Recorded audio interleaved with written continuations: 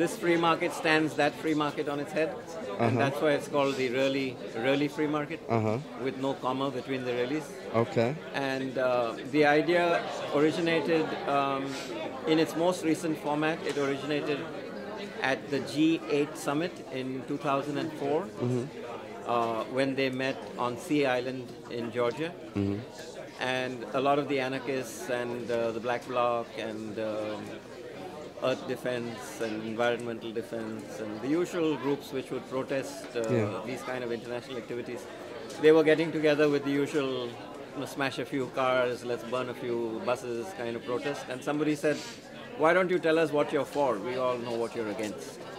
And so they came up with this idea that let's show how another world is possible and how we can create, even on a short-term basis, we can create a setting where money doesn't exchange hands, and yet people go away with a lot of satisfaction.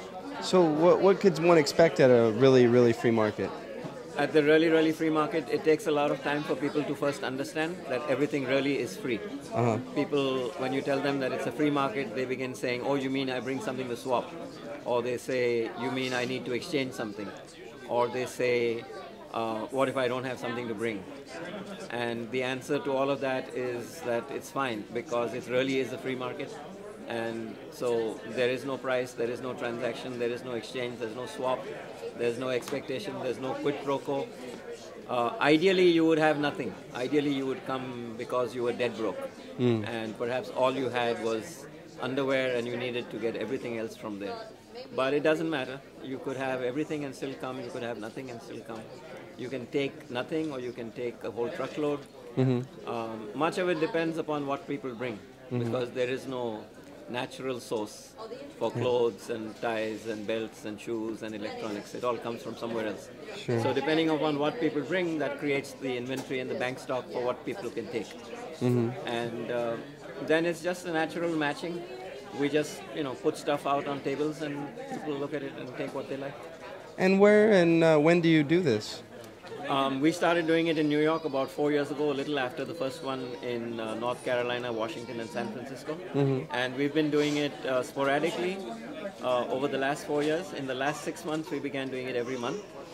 And we initially started doing it at a church, which is well known as a radical center and an activist and an organizing center, where a lot of the organizing against the G8 and the World Bank and the Republican National Convention, etc. has taken place. That's called St. Mark's Church. It's on the Lower East Side, on 8th Street.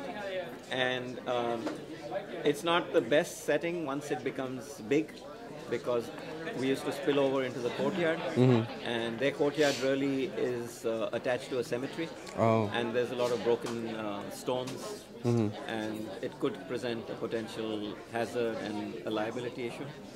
So we moved to another church called Judson Memorial. It's right next to NYU. Where we had the Washington Anarchist Book Square Fair. South, where you had the Anarchist Book Fair. And so now we're doing it there on the last Sunday of the month. Last Sunday of the month. And how would someone get that was interested get involved, or find out more about this? If you come there, there'll be a lot of people to talk to. And if you're not there but you want to get involved from a remote distance, then you can send an email message to inourhearts@gmail.com. And you can also go to MySpace and log on to A New World in Our Hearts. A New World in Our Hearts. A New World in Our Hearts. Great. Thank you so much. Okay. Cool. Welcome.